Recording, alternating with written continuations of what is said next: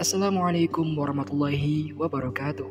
Sahabat sang pecinta ulama channel, setelah seseorang meninggal dunia, tempat pertama yang akan dituju sebelum ke alam akhirat adalah alam kubur atau alam barzah. Di alam ini, mayit akan mulai mempertanggungjawabkan dan merasakan sebagian balasan dari amal perbuatannya semasa hidup di dunia. Jika ia selamat, maka perjalanan selanjutnya akan semakin mudah.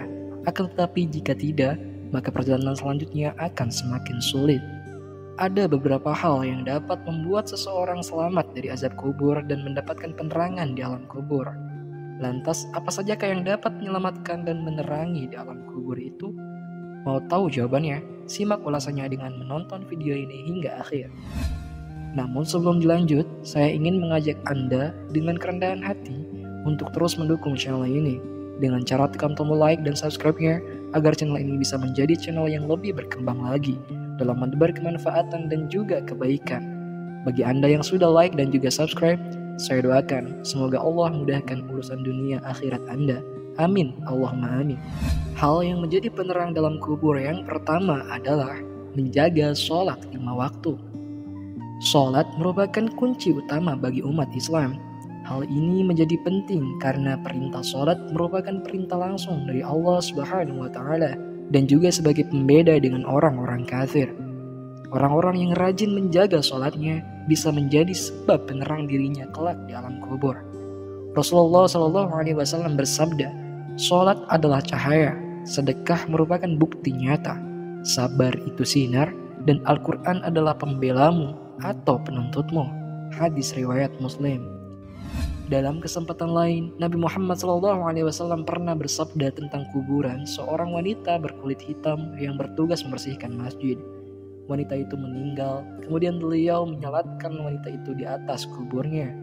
Kemudian beliau bersabda, sungguh kuburan-kuburan ini penuh dengan kegelapan atas penghuninya, dan sungguh Allah Azza wa Jalla akan meneranginya untuk mereka dengan sholatku atas mereka.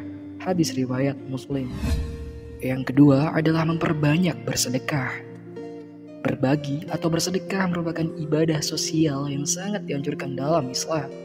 Sedekah dapat menjadi penerang di alam kubur, karena sedekah merupakan salah satu amal yang jika dilakukan, maka pahalanya akan terus mengalir kepada pelakunya.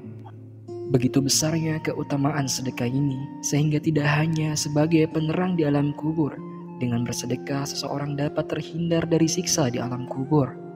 Hal ini sebagaimana dijelaskan dalam sebuah hadis, sedekah akan memadamkan api siksaan di dalam kubur.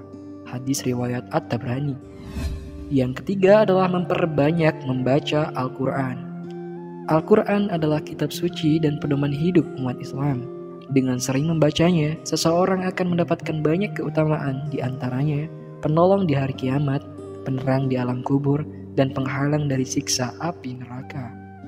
Hal ini sebagaimana dijelaskan dalam sebuah hadis, bacalah Al-Quran karena sesungguhnya di hari kiamat nanti ia akan menjadi syafaat kepada orang-orang yang mengikutinya. Hadis riwayat Muslim.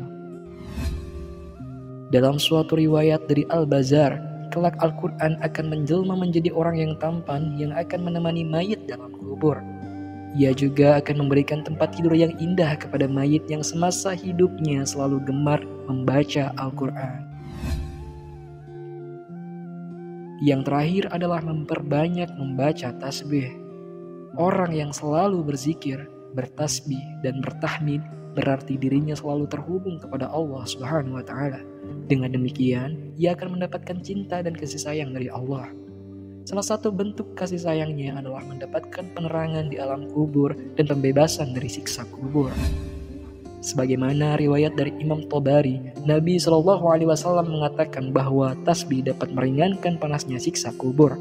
Selain itu, bacaan tasbih juga dapat menjadi pemberat timbangan amal di hari kiamat. Hal ini sebagaimana dijelaskan dalam sebuah hadis.